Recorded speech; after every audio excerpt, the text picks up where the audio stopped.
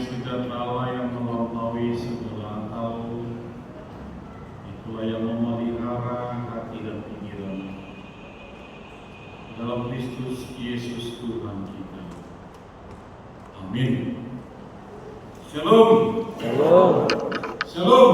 Shalom. Bapak Ibu saudara-saudara terkasih di dalam nama Tuhan kita Yesus Kristus, firman Tuhan bagi kita untuk perjalanan yang akan kita jalani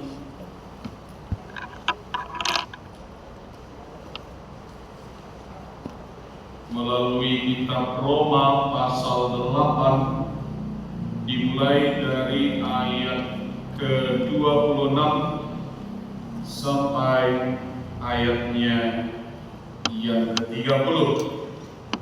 Maka firman Tuhan akan saya bacakan bagi kita, mari kita ikuti dengan seksama. Demikian juga Roh membantu kita dalam kelemahan kita, sebab kita tidak tahu bagaimana sebenarnya harus berdoa.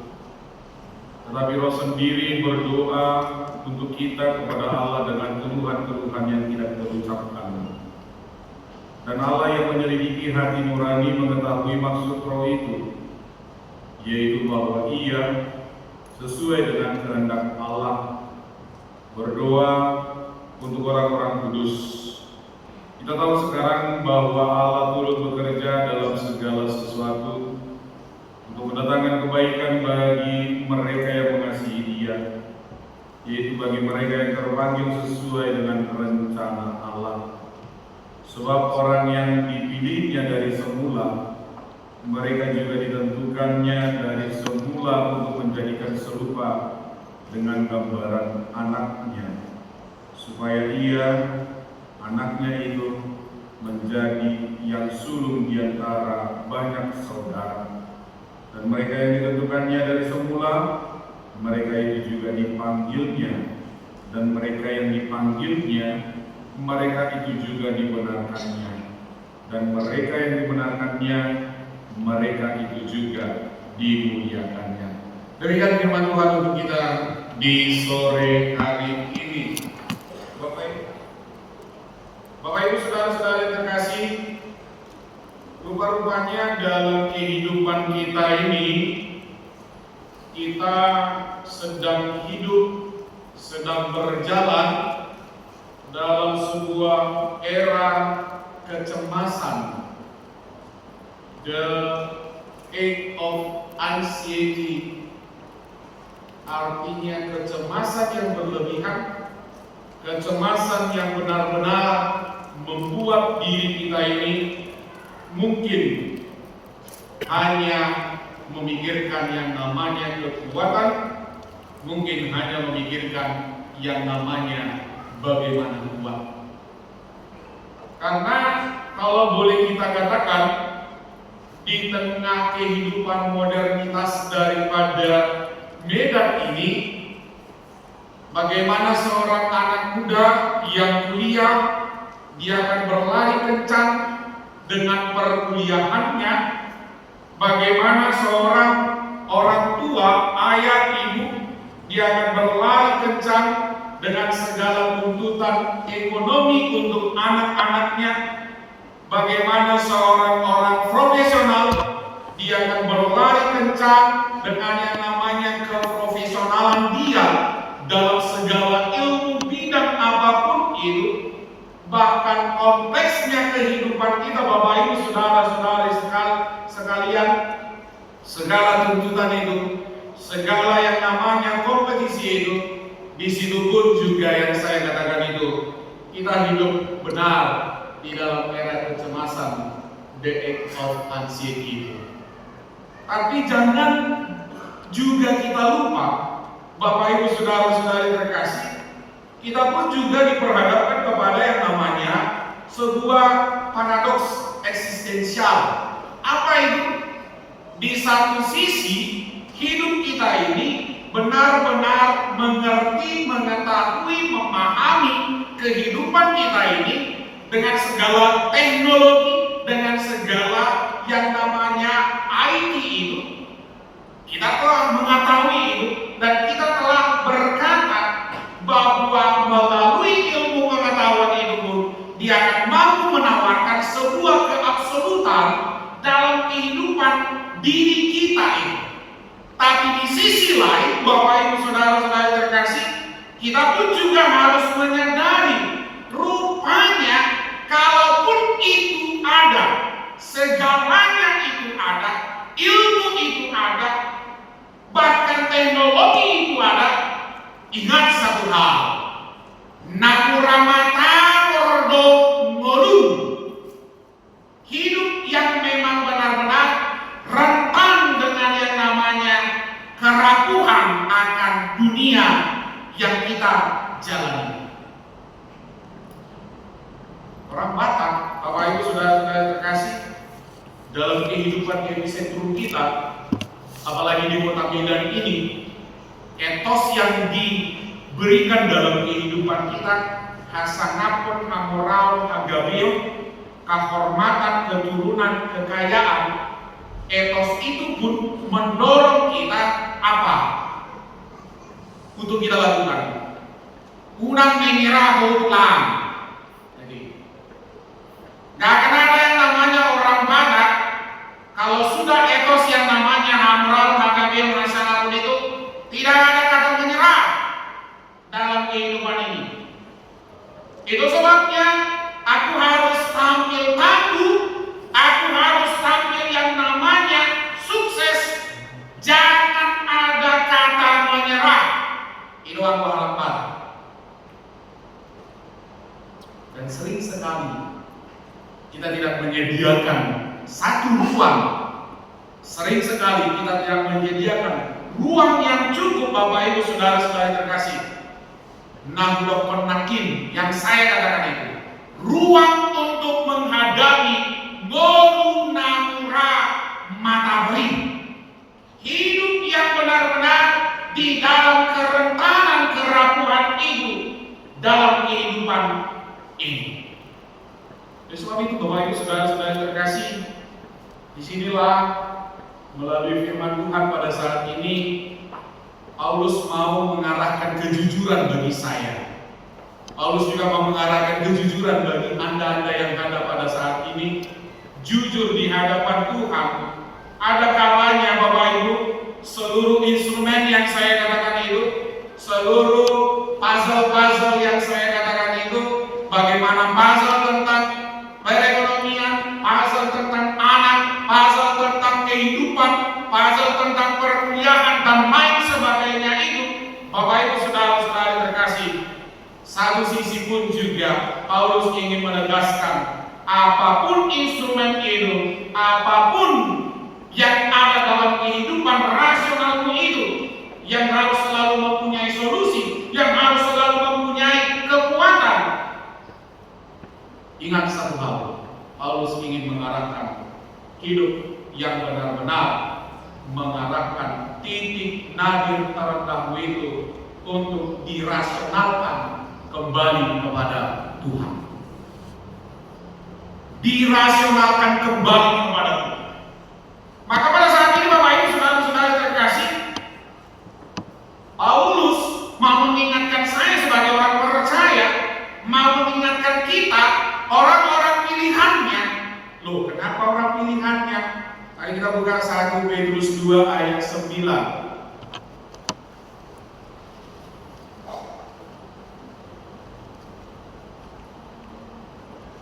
Sudah? 1 Petrus 2 ayat 9. Oke, mari kita baca bersama-sama. 2 ya.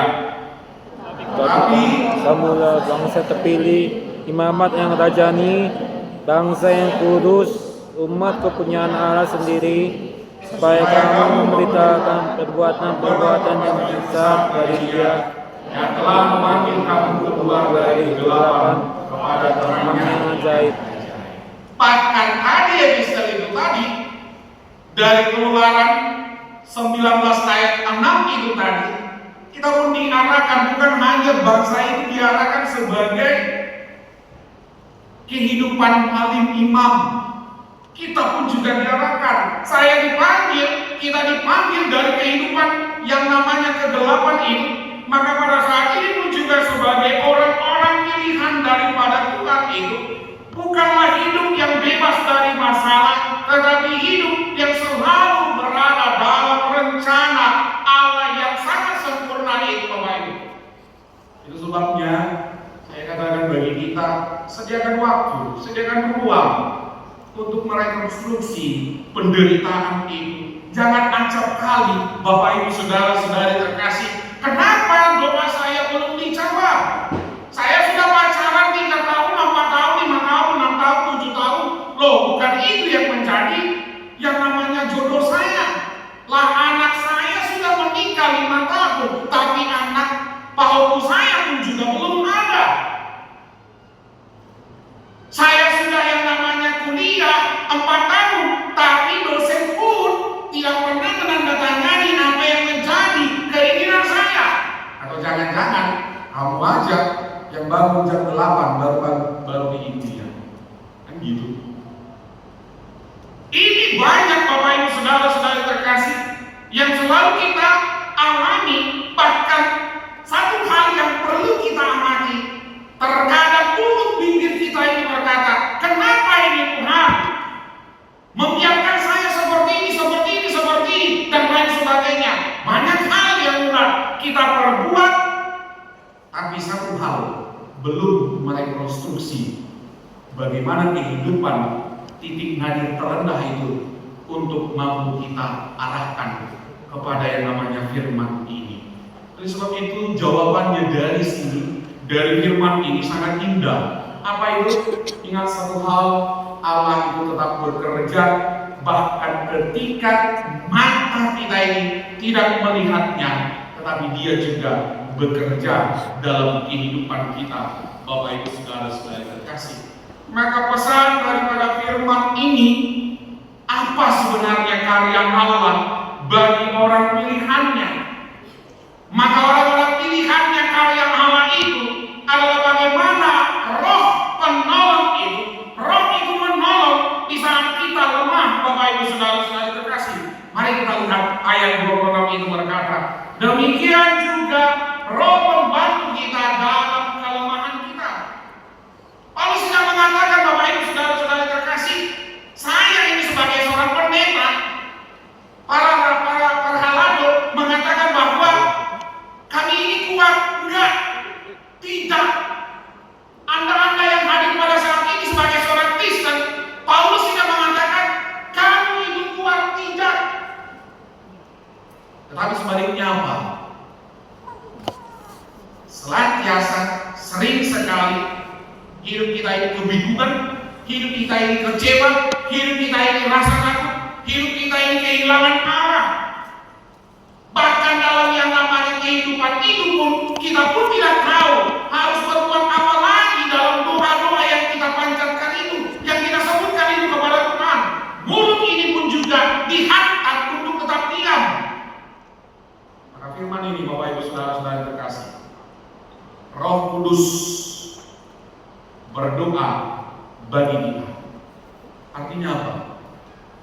Ketika kata-kata saya habis, ketika yang namanya kehidupan kita ini habis dengan menangis, tapi satu hal, kasih Allah tidak akan pernah habis-habisnya dalam kehidupan kita. Amin. Amin.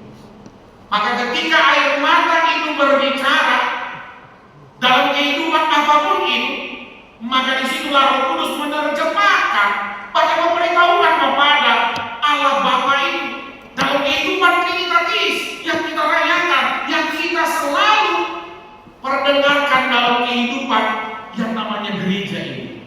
Ini minggu ke-8 trinitatis.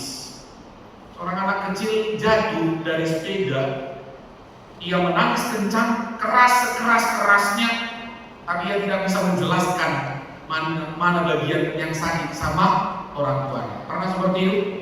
Ya, bukan si bida, Deyo, ada karena jatuh, tangis, ada lagi untuk lagu kata lagu mandok ko si dogonomu, tua matai, titik kita hadapi.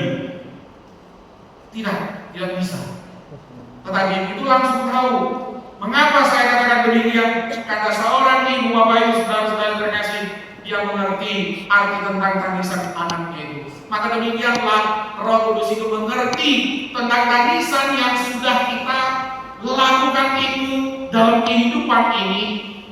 Itu sebabnya tangisan itu mengerti tentang yang tidak kita ucapkan, yang tidak bisa kita ucapkan. Seorang bahkan seorang bapak pun, Pak, Bapak berdoa enggak setiap malam? Berdoa. Lalu apa doa Bapak? Tuhan, Engkau sudah tahu semuanya, jadi saya tidur aja. Bukan gitu maksudnya. Kalaupun tidak harus berkata apa-apa, tetapi tetaplah datang kepada Tuhan dalam kehidupan itu. Kenapa? Roh Kudus akan menolong kehidupan kita. Mungkin saya sudah pernah mengilustrasikan ini dalam kehidupan saya. Saya sudah pernah cerita, anak saya 2. Anak pertama itu autis ringan hiperaktif. Dalam kehidupan saya sebagai seorang orang tua, kehidupanku umur 8 tahun yang sudah normalnya papa, mama, dia harus berbicara baik kepada saya. Tapi ini tidak. Dan saya sudah berkata dalam kehidupan saya, ini anakku tidak akan pernah lagi yang namanya mengecap, yang namanya pendidikan. Tidak akan pernah. Itulah kehidupan titik nadir terendah saya yang berkata, anak saya Panuturi Nathan Austin Manalo itu tidak akan pernah yang namanya sekolah. Kenapa? Siapa yang mau? Siapa yang mau? Bukan demikian? Tapi Tuhan menjawab titik nadir terendah kita untuk merekonstruksi apa yang menjadi cerita daripada hati ini kepada Tuhan. Tanggal 20 kemarin SMA Metodis 5 mau menerima dia yang di Jalan Karya di sana, mau menerima dengan satu syarat, harus ada yang namanya guru pendamping. Apa yang terjadi Bapak Ibu dalam kehidupan saya? Doa itu merekonstruksi yang benar-benar mampu menjawab kehidupan kita. Maka pada saat inilah Bapak Ibu saudara-saudara terkasih, kalaupun kita tidak tahu berbuat apa lagi, firman Tuhan ini berkata dalam kehidupan kita di ayat 26 itu pun juga mampu mengarahkan kehidupan kita. Demikian juga Roh itu membantu kita dalam segala kelemahan yang ada dan bahkan yang terjadi dalam kehidupan kita. Maka datanglah kepada Tuhan. Dan hal yang kedua Bapak Ibu saudara-saudara terkasih, firman Tuhan ini mau meneguhkan kita, mau menguatkan kita bagi orang-orang pilihannya. Apa itu? Karya Allah itu bagi orang pilihannya, dia tetap mengetahui isi hati kita. Kalau saya sebagai manusia bersama dengan istri, saya sebagai manusia bersama dengan anak, mungkin dalam kehidupan keluarga bisa kita salah paham. Teman pun bisa salah paham, suami istri pun bisa salah paham. Dalam kehidupan ini, suami berkata, ya aku diam aja lah, gak usah ribut. Tapi istri berpikir lain Bapak Ibu saudara-saudara terkasih. Nah disinilah Bapak Ibu saudara-saudara terkasih, bagaimana kehidupan kita pun juga diarahkan untuk benar-benar melihat bahwa hidup kita ini pun diketahui oleh Tuhan. Allah mengetahui ketakutan, Allah mengetahui yang namanya pengharapan, Allah mengetahui tentang luka batin kita, Allah mengetahui tentang pergumulan kita, Allah mengetahui tentang hal apapun dalam kehidupan kita. Itu sebabnya Yakobus itu pun juga berkata, doa orang benar jikalau memang benar-benar didoakan, ingat satu hal, doa itu tidak akan pernah hilang, tidak akan pernah sia-sia, tidak akan ada air mata yang sia-sia, karena satu hal, Tuhan itu benar-benar maha tahu dan benar-benar maha mengetahui dalam kehidupan kita. Sebab itu, mari dari kehidupan yang sudah kita jalani itu, karya terbesarnya sungguh ke dalam kehidupan kita. Kakak, abang, mana pemain musik rapnya itu dulu? Oh, enggak ada. Oke, nanti aja ya. Lalu hal yang terakhir, maaf kalau bukan hal yang lain. Hal yang ketiga dari firman ini sangat terkenal dalam kehidupan kita, yaitu di ayat 28 itu Bapak Ibu. Allah turut bekerja dalam segala sesuatu untuk mendatangkan kebaikan. Mari kita perhatikan ya, Allah turut bekerja dalam segala sesuatu untuk mendatangkan kebaikan. Sekarang pertanyaannya, apakah semua yang terjadi dalam kehidupan kita itu baik? Itu pertanyaannya dulu. Apakah semua yang terjadi dalam kehidupan kita itu baik? Baik. Yakin baik. Lalu kalau kamu yang namanya berpisah dengan istrimu, suamimu, apakah itu baik? Tidak. Apakah karena yang namanya kesehatan itu kamu jatuh sakit itu baik juga? Tidak. Gak akan baik itu. Apakah air mata itu jatuh datang dan kehidupan kita selalu saja hadir? Apakah itu baik? Tidak. Tidak baik itu. Tetapi kenapa perkataan dari firman Tuhan ini semua yang terjadi itu adalah baik? Ini Bapak Ibu saudara-saudara terkasih, ini rutanya gunakan parton. Ini rutanya gunakan parton.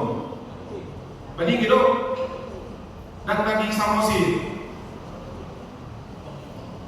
upah timbang gede dimanapun itu. Kalau lihat partonum, maaf ya, kalau lihat partonum itu satu benang, kira-kira bagus nggak kita lihat? Baik nggak kita lihat? Cantik nggak kita lihat? Nggak akan mungkin baik dan bagus. Tetapi ketika yang namanya tenunan itu ada beragam warnanya, ada bermacam-macam warnanya ditenun, dan bahkan cara penenunannya itu pun juga didongkrak sampai keras-keras, warna merah, hitam, biru, putih, dan lain sebagainya. Kalau dilihat hanya satu, itu tidak menarik. Tapi kalau ketika penenun itu benar-benar ahli dalam menenun, dia akan menghasilkan yang namanya ulos yang sangat indah. Artinya apa Bapak Ibu saudara-saudari terkasih? Kalau engkau hanya melihat puzzle-puzzle kehidupanmu seperti yang saya katakan itu tadi, yang namanya hanya puzzle anakmu, puzzle daripada suami atau istrimu, kau ambil satu persatu, kau lihat satu persatu, kau ratapi satu persatu, itu tidak akan indah. Tapi gabungkanlah puzzle-puzzle kehidupan itu, maka Allah akan menenun itu, Allah akan menenun kehidupan kita. Ada benang sukacita, ada benang air mata, ada benang kegagalan, ada benang keberhasilan, dan itu adanya di dalam Tuhan. Maka setiap saat kehidupan yang mau kita rekonstruksi kepada Tuhan itu, dalam titik nadir itu, titik terendah kita ini Bapak Ibu saudara-saudara terkasih, dia akan menenun kehidupan kita untuk menjadi indah. Aisyah lupa dilihat kamar untuk kaminaan. Ikut aku udah tahiyat ke sujud dopo semangarsi. Ikut aku udah mangarsi tahiyat. Namago ya mak. Kenapa nama? Tahu mangarsi? Tahu kan? Ikan mas dibelah dulu, sudah ambil perutnya, keluarkan empedunya, cuci baik-baik bagus. Lalu apa yang dibuatkan? Bumbunya itu harus benar-benar rempah yang bagus. Tapi kalau saya katakanlah dulu, Kalau hanya kamu mencicipi bumbu andaliman itu, bagaimana rasanya? Enak. Enak. Aitor di entak kuma di pamangan ini, terasa aneh. Kalau katakanlah dulu asam cikala gitu, asam cikala itu dicicipi, enak enggak? Enak. Dabui mulu seri. Alai babu homai marhikinan yang sikmi di balangai ada isi dari mana, ada isi asomna, ada isi cabena, ada isi cahena, ada isi sudena mai ahana masa. Sabu. 3 tabu. Abe, itulah kehidupan kita yang dibuatkan oleh Tuhan. Baru semua berkata, oh indah rupanya dalam kehidupan ini potongan-potongan yang pahit itu, potongan-potongan yang mungkin juga tidak bisa kita cerna dalam kehidupan ini. Tetapi di situ Tuhan sedang memasaknya menjadi berkat dalam kehidupan kita.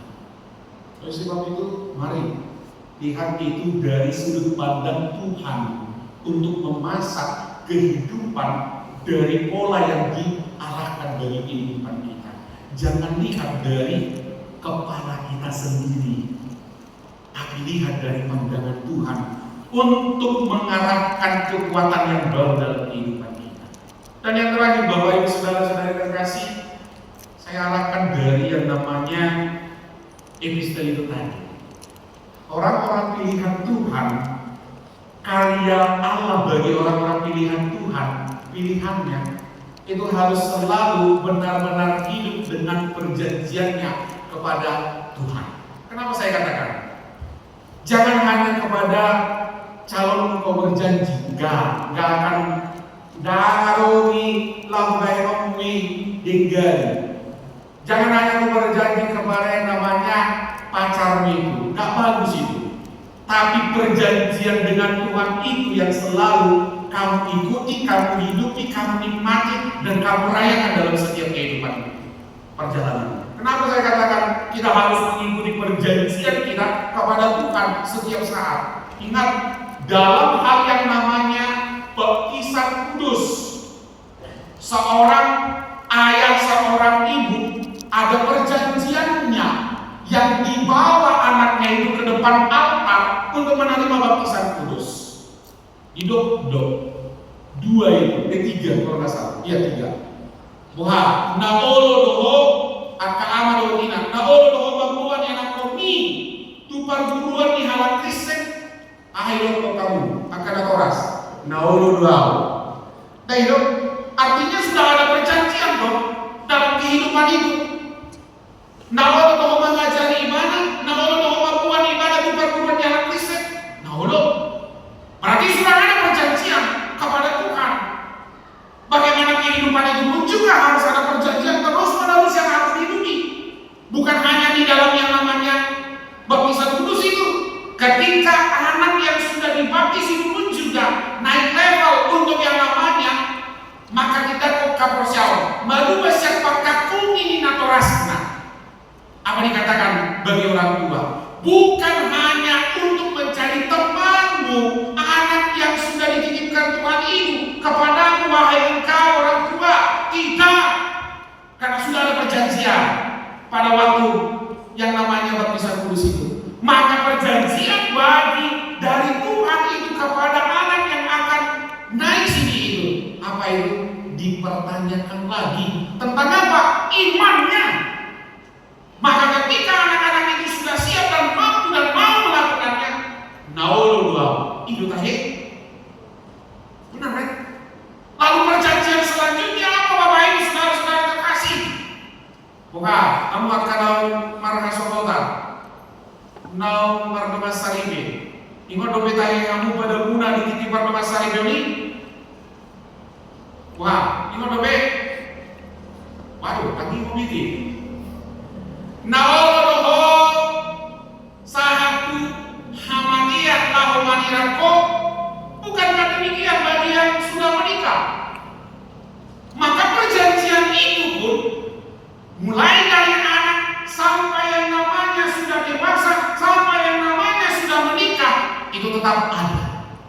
Bahkan kami, jujur saya katakan, ketika kami mau menerima yang namanya sebuah tanda untuk janji akan kepada Tuhan dalam hal misi gereja itu, misi pemberitaan Injil itu, pendeta, guru, ria, diakonos, pimpinan, dan para sintua, ketika itu pun juga ditanyakan, maukah engkau berjanji marparan di julun di makado, di julun yang katorok palakor, naik kodo pasahatong diring lah pararato berita ini. Maka orang-orang pilihan itu, imam itu, malimi, hodo gabi malim amang dohotoina dia nakom, hodo malim amang dia kapar karejuang. Imam itu tidak hanya sebatas kami saja, maka sebagai orang-orang yang benar-benar dalam kehidupannya dipilih, mulai dari yang namanya baptisan kudus sampai kepada yang namanya jenjang pernikahan itu. Saya mau berkata dari kehidupan episode itu tadi, apa itu? Orang-orang pilihannya, karya Allah itu, imana-mana gawe hasiani di mata. Dialah, kitalah menjadi orang-orang kesayangan Tuhan. Maka ketika orang-orang kesayangan Tuhan itu, saya harganya benar-benar ditebus dengan harga mahal melalui kayu salib itu. Alani dohonokudo akamanto taminan nang sudut noposo. Apa itu? Molo argaho, kalau engkau benar-benar berharga menjadi orang kesayangan bagi Tuhan itu, argai jala argaho ngulumi laos argaho domambi. Nah, argaho ngulumi argaho domambi, itu yang dikatakan episode itu. Karena disitulah Bapak Ibu saudara-saudara terkasih, kehidupan kita yang benar-benar diarahkan oleh Paulus ini, Bapak Ibu, kita dipanggil untuk mengasihi yang sama dengan yang namanya Kristus itu.